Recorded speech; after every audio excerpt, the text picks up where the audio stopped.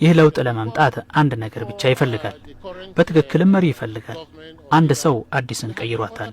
አሁን ያለው መንግስት ከመምጣቱ በፊት ብዙ ሰዎች ነበሩ፣ ግን ይህንን ማድረግ አልቻሉም እና ሌሎች ሊወስዱት የሚችሉት ጥሩ ስራ እንደተሰራ አስባለሁ።